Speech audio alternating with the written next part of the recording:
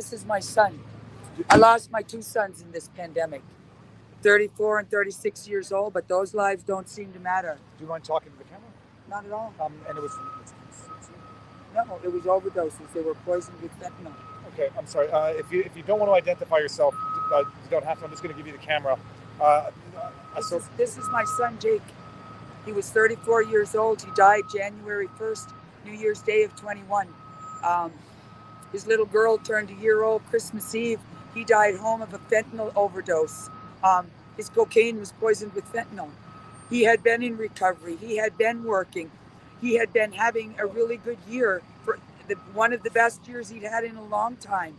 And then these shutdowns came along, and no more work, no more gyms, no more AA meetings. And on top of all of that, the medicine he was using was made illegal. Ibogaine, something that cures addiction in the middle of a pandemic.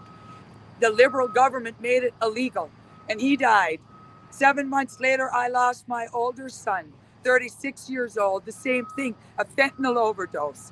His job was gone, couldn't leave the house. Like, this is what Trudeau has done.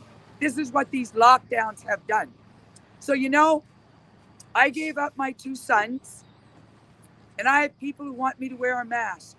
Well, when you want to give up two sons, I'll put on a mask for you. Until then, I'm not wearing a mask or injecting myself with anything. I'm going to do me from here on in. I want the government the hell out of my life. They murdered my children. And all of you that supported these lockdowns, you have blood on your hands. Blood.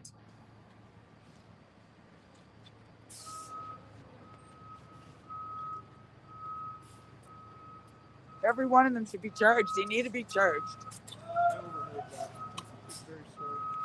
All right.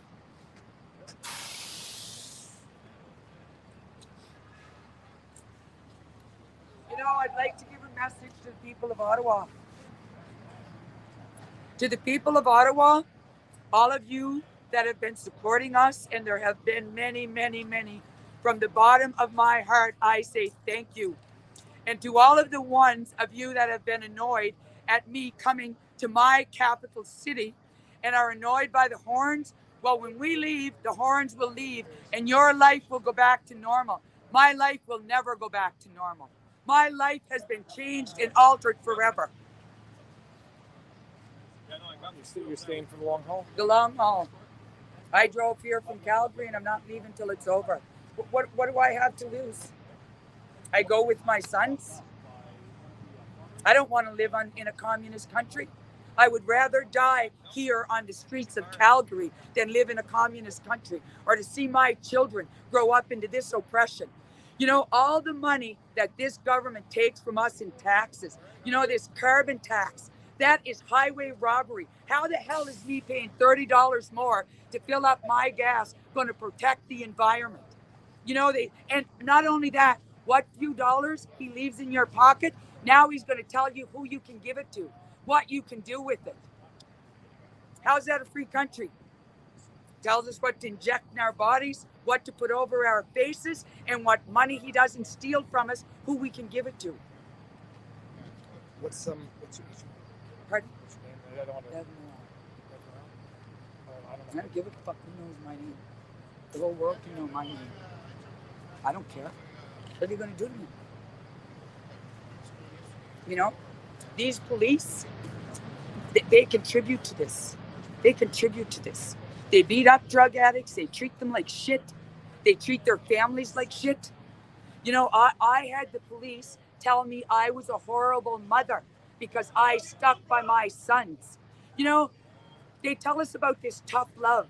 We need to be tough. We need to be tough with our children who are so broken that they have to take these horrible drugs to get out of their pain. What is supposed to be tough about love? Is love not supposed to be kind, gentle, forgiving, caring? Look, isn't that what love is supposed to be? But this government has even changed. Not only have they changed the definition of vaccines, they've changed the definition of love. In order to love your children, we're expected to throw them out, kick them in the teeth when they're down. What kind of a decent, humane society says that something is a disease Addiction, it's a disease. That has been in our medical books now for decades. And when they get these diseased people, what do they do with them? They throw them into prisons to be tortured by guards, be sold drugs by guards. We know this. We know this. What's being done about it?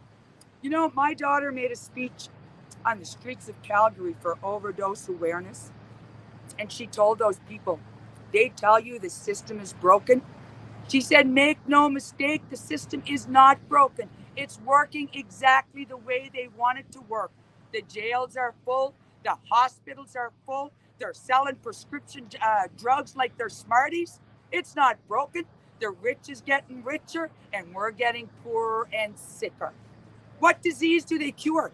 They don't cure diabetes. They don't cure cancer. What is it they cure? You go to them, you're depressed.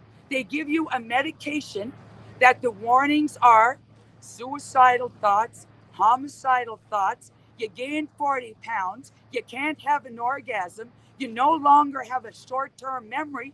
And now you should be happy. That's a pill to make you happy. This world's got to change. We need the blue-collar workers running this country. These truckers pull this shit together in a couple of weeks. People have never felt more safe, more secure, more loved, more at home. People on the streets feel at home. You know, the crime rate has gone down 90% in Ottawa. So what do? They call in police from all over the country to pay them with your hard-earned tax dollars to guard a bunch of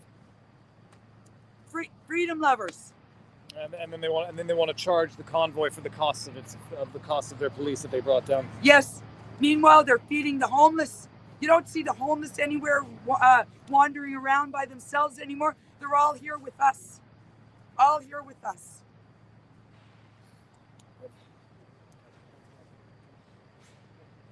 I am. What else do I got to do? I don't want to see another mother go through what I'm going through.